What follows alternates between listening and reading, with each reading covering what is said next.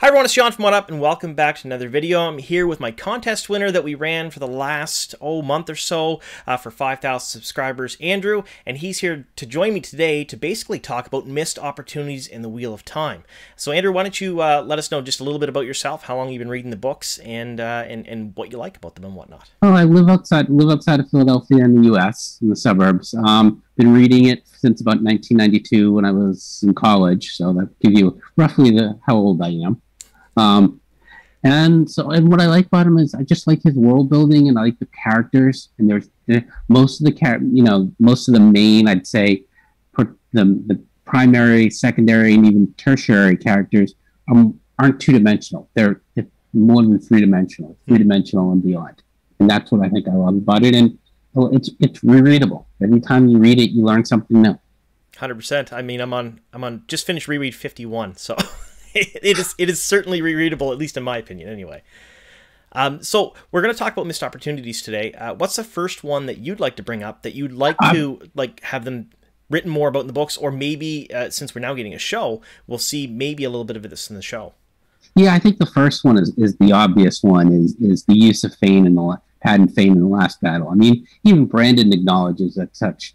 They built up Fane over the course of a couple of books, and at various times he was this super wild card. And it just got to the point where he shows up in the battle. Oh, well, I'm going to show mischief. And next thing you know, he's 6 feet under. Well, I love Fane in the beginning, and I liked whenever he did happen to show up here and there in the books. And I am saying here and there because he really wasn't a staple character for a long time. But he would come in and do his thing and then leave. And they were almost like hyping up to be like supernatural in his powers. He didn't have the one power. He didn't have the same powers as pretty much anyone else in the book.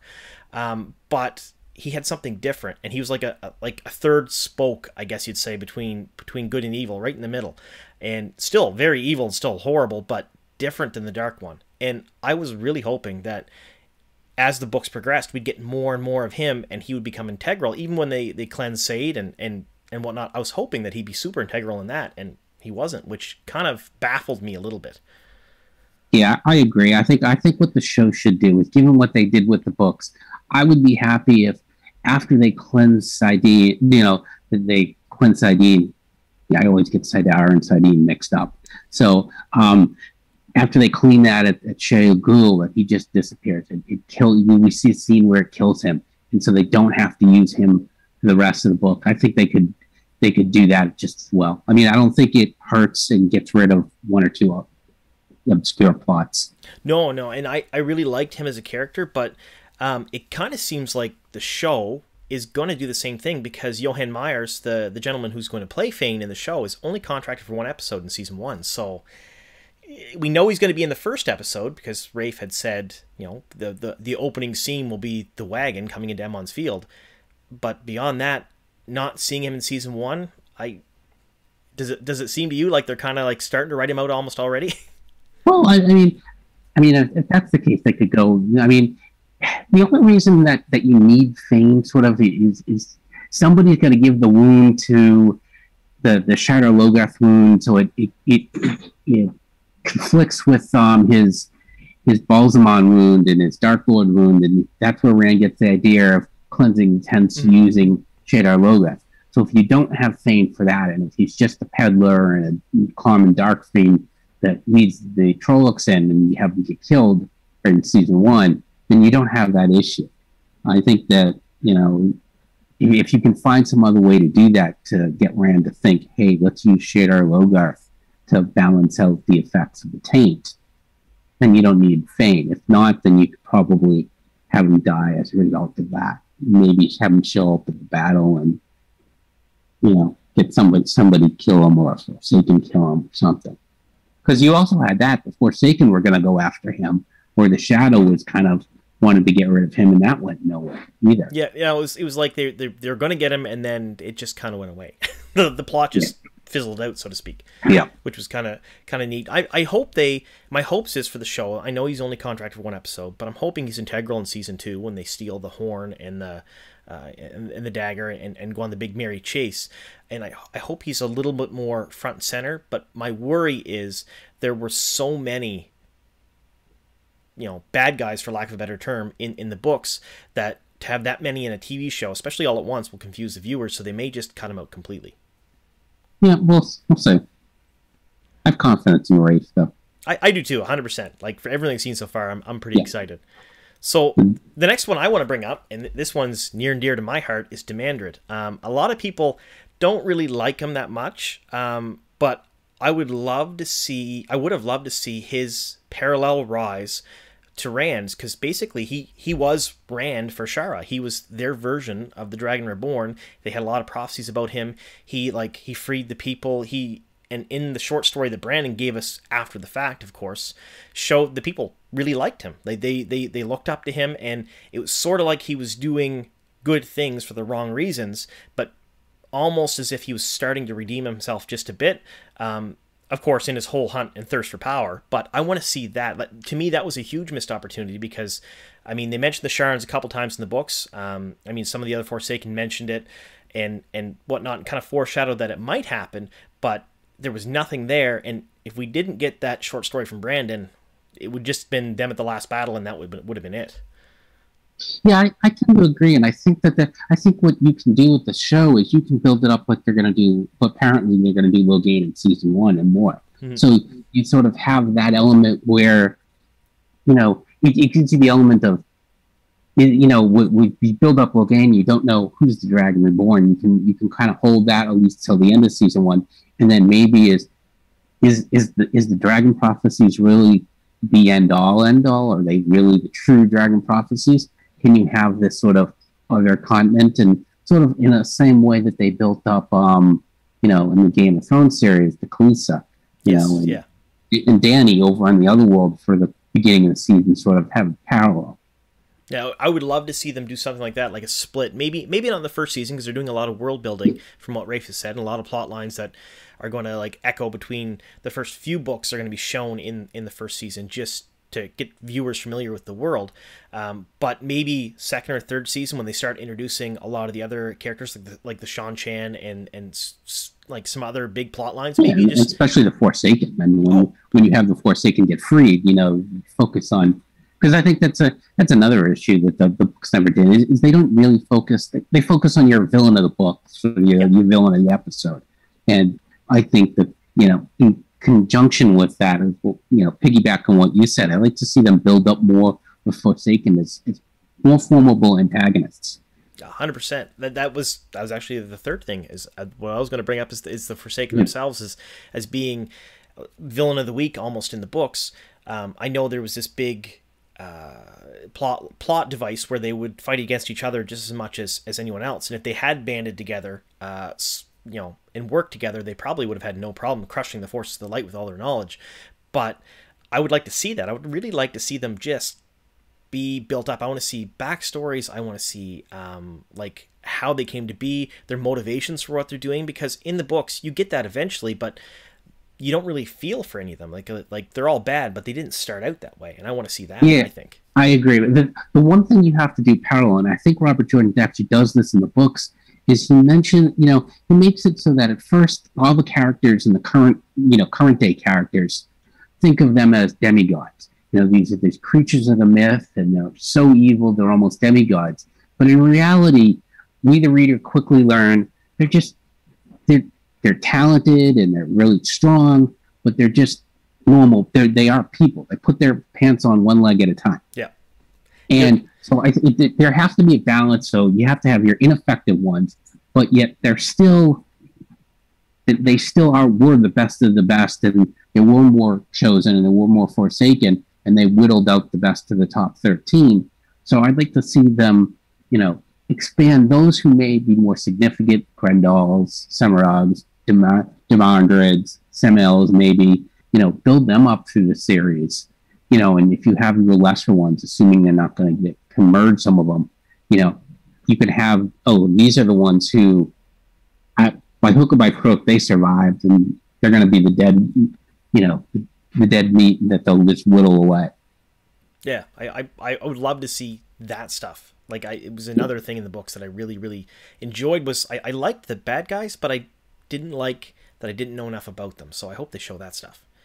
So what's something else that you thought of as a missed opportunity? I know you mentioned one that was near and dear to your heart before we started recording here. Yeah, it is Tylee Kurgan at the last battle. I think that they had built her up as sort of like, you had the Shanshan who saw the Randlanders as allies and not just unruly children that had to be, punished.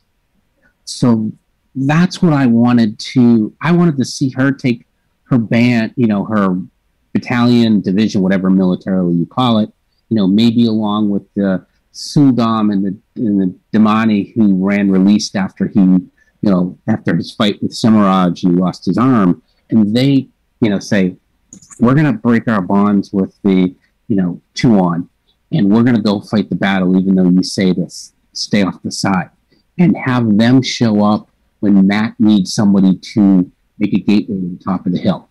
Oh, that'd be epic. To see something like that. Have them fight and really press them, because I thought that there was such an opportunity with her they missed. I mean, yeah, you show Egwene or Ship, whatever her name is, Shipless, that she latches on and defends Egwene, but you don't see that from Tylee Kurgan, and you sort of had that develop when she was working with Perrin and saying, hey, this isn't what I thought. They weren't what she expected. 100%. Yeah. Like it was they were people, and she was surprised to see that they were people, which is nice. I mean, I like that part of the book where she grew as a person, and because that, I guess maybe her followers would have as well, maybe if it was pushed a bit more. Or, what she could say is, hey, this is, I'm gonna do something unorthodox. I'll give you the choice. No harm, no foul if you stay. But if you want, here, here's the chance, and fight for those who died by the Trollocs, and the little fight upwards. And it's another example of the last battle breaking all bonds. Yeah, 100%. I would love to see that. Now, the next thing that I wanted to mention as far as a missed opportunity in the books, and this is going to sound kind of silly, but during the last battle, when Egwene dies, and I mean, I'm going to put a spoiler warning at the beginning of this video, because we're talking about pretty much everything. Yeah. But we're looking at, like, Gowan dies, and everyone knows I like Gowan. I mean, I even have a Gowan tattoo. For whatever reason, but a lot of people seem to pin her death on him, that it was his fault that she died, his fault that she did the things she did, and they never really explored their relationship as much as I would have liked. I would have loved to see a little more of Egwene and Gowan, and I know that's probably not a very popular opinion for most people, because most people hate Gowan for the way he treated Egwene, but she treated him pretty terribly too. Like, basically they were just a young couple who treated each other immaturely, and my opinion was, without Gowan, without him dying and doing the things he did, I don't think that she probably would have done what she had done, and basically invented the anti-balefire and started healing everything to her death. She might have been a little more careful with it. So I would like to see that explored a bit more, and it brought up a bit more near the end. Yeah, I mean, the one thing is, though, she did technically do try that little thing at the beginning in the crack before he died. What I think she might not have done is, it might not have affected her emotions and let her, use all her, pour all her soul, or whatever she did, just funnel too much power at the very end. Yeah, you take the Sangreal and she went just ham. That's a question I've always had, and I've never had this answer. Do you think at the end she was actually part of the Heroes of the Horn? Because she speaks to Rand, like, and not, like, as of what's happening. He hears her voice, and she responds, like, almost real time, like, hey, I had the choice to, sacrifice myself. Or is he just imagining that's what she's saying? I would like to think that she's part of the Heroes of the Horn. That's one of the things I would like to think. I'm not sure. I don't know for sure. I'm sure there may be people out there who have the notes or the insight with Brandon, but I'm not one of them. But I would like to think that maybe she was. There's a bunch of people in the books that I would like to think either became Heroes of the Horn or were Heroes of the Horn, like Oliver for one. I would love to think that he was beginning as a Hero of the Horn. That's possible. I mean, I don't want too many people because I think that you dilute it in some ways, but I think that a couple, you obviously had Farstrider, Jane, and I think that Egwene would have been a good one. So and that sort of, and then that brings up another issue since we're talking about Egwene that I have. Is I think Robert Jordan should have written her Egwene as a Ta'veren. 100%. I think honestly, and this is my opinion, I know she's technically never been called a Ta'veren in the books at all, but I think she was. I really do. I think that the intention was that she is, because a lot of the things she did, she twisted the pattern to her will, and her rise, in my opinion, was pretty parallel to Rand's. She started out and she gained more power as he gained power, and when he became super powerful and led a bunch of nations, that's when she became the Amyrlin.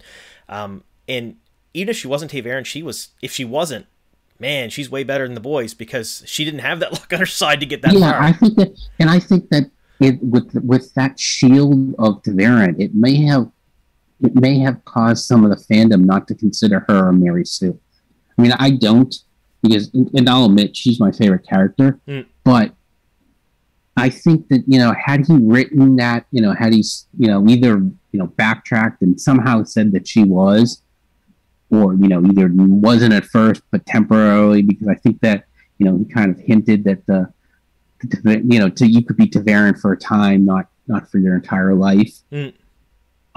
So if that's the case, I thought it would have been better if he did that, but, so I like you, I think in my head canon, I always admit she is. So. Yeah, yeah. There's a few people, like, I mean, pretty much the only real Ta'veren they talk about in the books are the boys, and that's, like, I mean, basically they talk about them quite a bit, but I would love, and this is another missed opportunity I want to see a Shadow Ta'veren. Like, I would love to see someone working for the Shadow who's also a Ta'veren that can twist the pattern to their designs, and they know it. That's what I would really like to see, and I think that was kind of a missed opportunity in the books because, like, you had all these powerful abilities on the light side, but no experience, and on the side of the Shadow, you had a lot of experience, but maybe not quite the powerful abilities. I would like to see at least one character on the Shadow side who could be Ta'veren, whether it be one of the Forsaken or maybe Fane. Fane would be a really good one as a wild card. Yeah. Now, let me ask you a question. Do you think any of the characters, the three boys, could actually use the Ta'veren to their advantage? I got the impression they couldn't. They just knew it. And when Rand said that if he wanted to, he could make, when he told Cad Swain that if I wanted to, I could stop your heart, I thought she believed it. But I thought that Rand said it as, sort of an Aes Sedai kind of thing is, I'm making you think that that's what I am, even though I don't say I can do it. Because he doesn't say I can do it. I said, don't you think that if I wanted to, I could, which is different? The way you phrased it. I think that Zenrand could.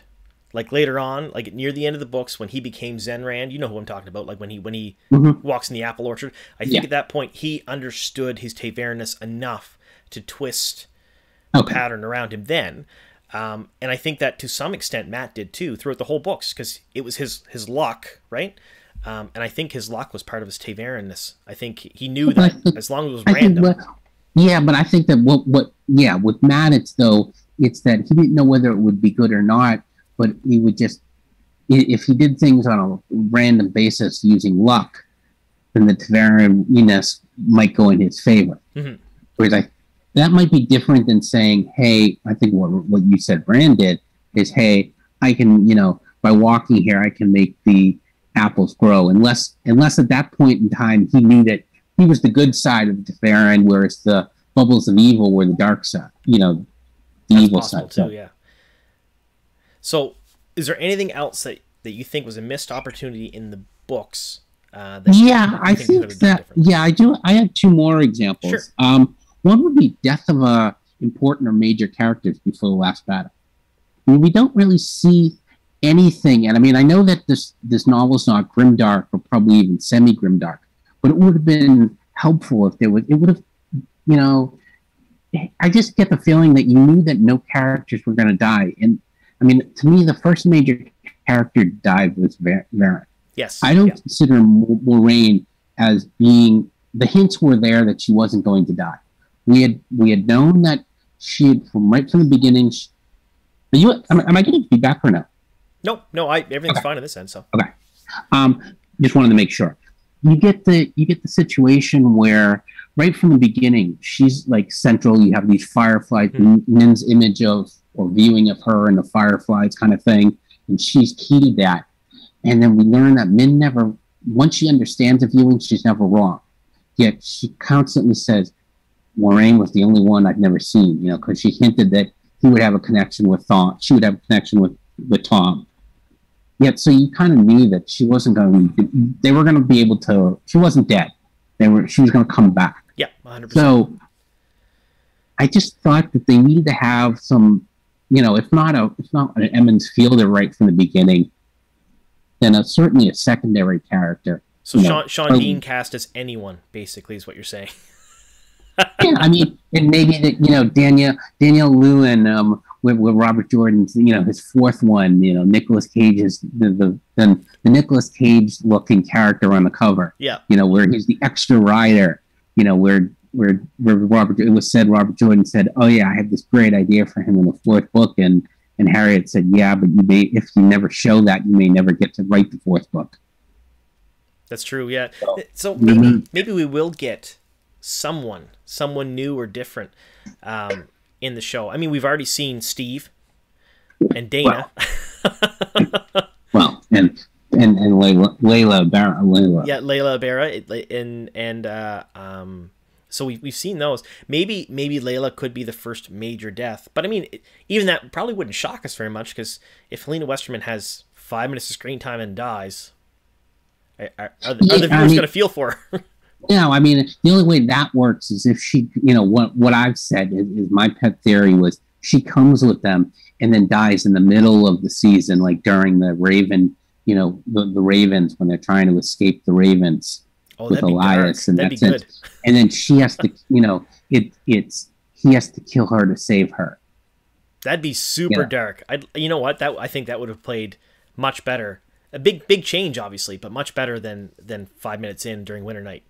Which is, again, completely for those of you watching, it's unconfirmed. It is a rumor that made the rounds probably about a year and a half ago, I would say, that Perrin would be married to a lady named Layla Ibarra, who was a love interest of his in the books. That we found it during The Shadow Rising, that he only met briefly when she was already married and had a baby with someone else. And that he would kill her, and that would kind of make him want to leave the Two Rivers, make him more of an idea of leaving the Two Rivers. I don't know if I'd like that idea very much. I know there's going to be some major changes, but if that is the case, I don't know. We'll see how that plays out. Yeah, I mean, I don't think it would matter to the casual fan who's never read the book. I think the person reading the book might look at it as scant, but because it's just so, she's there 1 minute and she's there and not the next. It'll just make him sad for the season. Yeah, I mean, if you take her for a couple of episodes in the season and then kill her off at some point in the middle or close to the end of the first season, then it's different. 100%. So you said you had one more you wanted to discuss as well? Yeah, one more would be the role of the great captains. I mean, we hear that the great captains, the 5 great captains who were there, Mael and the Bryn, and then the rest of them. We don't see them exhibiting any generalness except for Rhoda. Yes. In the later books. We see him later on, but we do see a little bit of Gareth, a little bit, not much, but he just recruits, and he just sort of uses one army against the other. I don't think we don't see his tactics really. And then during the last battle, of course, you see all 4 of them. But I think it would have been great to build up. We even see, a couple of Shanshun generals who are effective, and of course you see Matt. And I think it would have been a better effect to see how, if we see these greatness in other generals, and I don't think it comes too much of a shock as Matt is able to develop his military skills because he has all the memories of other, generals in him. I just thought it was a small missed opportunity where to see more of the... Now, we do know that battles are very exciting, and they look really, really nice on the screen. I mean, You've seen it in Vikings, you've seen it in The Last Kingdom, you've seen it in Game of Thrones. So do you think that maybe we'll see more earlier on than we would in the books? Because we already right now, we know that the Logain scenes are expanded. We know that most likely we're getting some shots of him in his home state as a lord before he's actually proclaims himself. Do you think we'll see maybe some battles there? Maybe one of the great captains will show up then?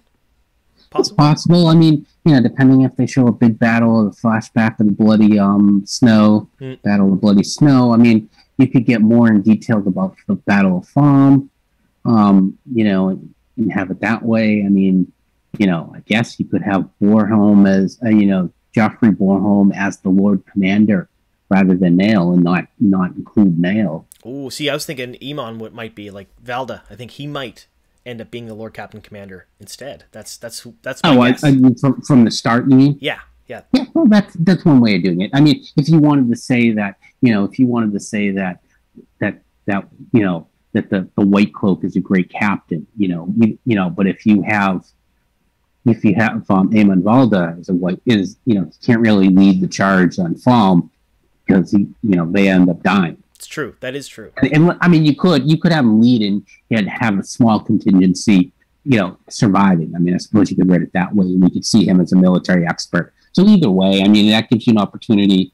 Later on, you'll have the Battle of Kyrian, and I mean, we see Ale as good tacticians, but you don't see the five great captains. That's all. No, that's true. They're just more fantastic warriors than tacticians, I guess, is how they're put in the books.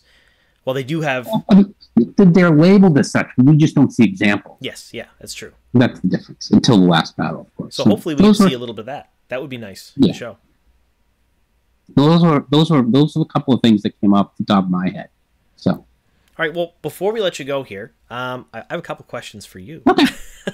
I think you've already answered your favorite character. You said it was Egwene? Yeah. Why? Favorite character is Egwene. What? Yeah. I just like what she comes. I mean, I both like the politics, and I sort of like the politics of her and how she's able to, manipulate everything and learn. I mean, most of the times, I see her as a reasonable, and, there were a couple of times where she was kind of, when she was fighting Nynaeve and sort of the Shadow Rising, not the Shadow Rising, the Dragon Reborn, she was more of a little, like, pain in the ass or something like that. But generally, she became my favorite character throughout the end. Okay. And who's your least favorite character? Oh, I have two, and this is going to upset the fandom. One is Nynaeve. I hate her. I think she's well written. I think she's she's very well written, but she just, hypocritical, annoying, and just completely, whatever she says, she doesn't do. So, in that sense, I just would have loved for her to have died early on. And then Fail is another one that I couldn't stand until after Malden. When she grew up. I mean, she just was your complete, princess and kind of thing, and indulgent princess, and then I think she starts to grow up a little bit after Malden, but I would have preferred her to die with Malden and Perrin to end up with Berenson. But that is a controversial statement. Well, that is a very controversial statement. On that one. And there's also, I mean, and I didn't choose that as a missed opportunity because that just changes the plot too much. Yeah, it does. I mean, the things about the missed opportunities, I didn't want to change the plot because I didn't. What does Galad end up with? Like, you know what I mean? Like, for those who saw Matt Hatch's notes, he could end up with what he had on those. I don't want to give that spoiler away, but from the what happens where in some of the later versions, what happens with him. That's true. I wonder what we'll see in the show, because I know that Sarah Nakamura is the book consultant for the show, and she certainly was keeping the writers' room to task according to Rafe and the things that they've been saying. But we know there's going to be major changes, and in fact, I'm actually going to record a video later today on some of the major changes that I think we'll see in the show versus the books. But to give a little taste here, I want to get your opinion on this. What do you think if that perhaps we don't see the Tracans in season 1? Oh, I don't think that's a major change. I don't think drop my mic. I don't think that's a major change at all. So I mean, I think it's because they don't really play a big vital role. And you could get rid of the whole Camelon scene, or and do it in other places and have Mr. Palace scene and have it not the story not change at all. I mean, now had you said that you're going to combine Gawain and Galad into one character, that's a major change. That would be a huge change, and I don't know how that would work out with Egwene with a white cloak. That would be very interesting. Or it could be with someone else, or they could not have that with them, like whoever. I mean, you're right. That could be. I'm not arguing that one way or the other, but to me, that would be a major change. Your change, is it a change from the if your video is it a change from book 1 to book the season 1, then it's a change. But if you're talking about the whole scope of the series, no, I don't think it's a major change. So there would be people that would argue with this, and you've probably read some of the comments in some of my videos that any small change we've seen, like the way the dagger looks, people take great offense to it. So I'm wondering, and I'm very interested to see how the fandom reacts when the show comes out, because there are going to be some major changes. We know that for sure. We're probably not going to see Min until Faldara. We know that because she was not filming until Block 4. Kay Alexander was not on set until then. So there's probably going to be no Berenson, which to me is not a big change at all, because Berenson is, I think it just once, maybe twice in the entire book series that they ever really even mention it after that. So they could cut it out completely, in my opinion. And there's also the big change, and this is one of the things that a lot of people have been talking about, that Tom is not in the Two Rivers, that he doesn't meet them there, that he meets them later on, or perhaps meets Matt and Rand on the road, which is one of the other things I'm going to talk about, because he didn't show up to film until episode 3 or 4. Yeah. So I mean, that's a change. I mean, I'm in the camp that you're going to have to make changes. Mm-hmm. You can't do it, because you're not going to be able to get 14 seasons. So it can't be a book a season. That's true. You're going to have to make changes. And we already know that they're not going to be 14 seasons, because we have Lolita Chakrabarty's interview with the Times that came out recently that basically said that she will have a bigger recurring role in season 3. Now, season 3, we would think maybe the Dragon Reborn, but she doesn't really show up again until The Shadow Rising. So we know they're going to combine some books. Yeah. So, I mean, that doesn't bother me. And I think, not getting on a tangent, but the people who say that it's got to be word for word, image for image, are the same people who had issues with the casting because of who they look like, because of what they look like. That's true. I mean, and you're not going to please them. No, that's true. There's some people that are not going to be happy with the show because it's not the books. And I don't think there is a way that production team could please those type of people, just because it's a different medium. It's going to change even a little bit anyway, so it doesn't matter. What I want to do is I want them to give. I would love them to give the ultimate. This, I think, would be the ultimate Easter egg to fans. It has nothing to do with the whole course of the story. I want to hear Tom tell a story about how people used to ride bears into battle. That would be glorious, and that would be kind of a little dig at the writer's room and Sarah right there. That would be awesome. I would love for them to do that. It just is a laugh out loud kind of thing where in a different situation that happens. That would be fun. And only the fandom who basically has followed it from inception would get it, would understand the joke, and everybody else was like, that makes no sense. But and there are other, and you know what though, there are other fantasy series where people ride bears and other movies, and so it wouldn't be outlandish and no. That'd be pretty cool. So before we end here, is there anything else that you'd like to discuss or bring up or talk about? Well, the one thing, and I'm sure you'll talk about this in your video, is I'd be curious to know what your thoughts on, are they going to go with all 13 Forsaken, or are they going to combine some? I believe in my heart of hearts they're going to do some amalgamation there. Oh. There are a few Forsaken that were very forgettable. Agenor and Balthamol for one. For 2, rather. Yes, when they came back as to Shiva and whatnot later on, they had bigger plot devices associated with them. But I wonder if they're going to do that. I wonder if they're going to bring them back with, you have some tricky issues with bringing them back and gender, switches and stuff like that. Do you even want to go there? I mean, is it really worth it bringing them back for having, you can have other Forsaken take over their what they did or did not do. Now, we do know that Rafe said that when the books came out in the early 90s, and this isn't a popular opinion, but it is sort of true, that at the time they pushed the boundaries because they normalized everything.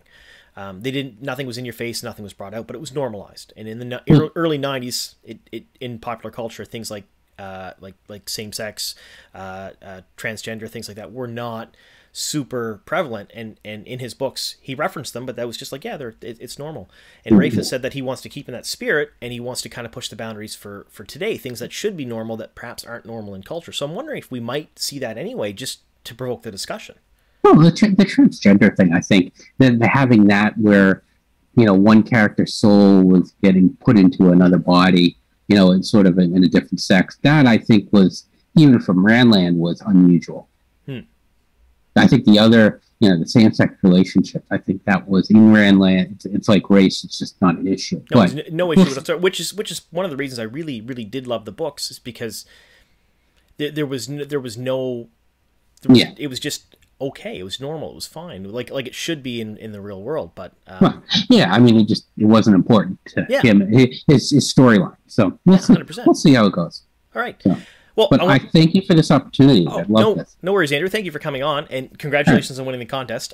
Thank you. It was a lot of fun to run, and I'll be running another one when we get closer to 10,000 subscribers sometime in the next 5 years.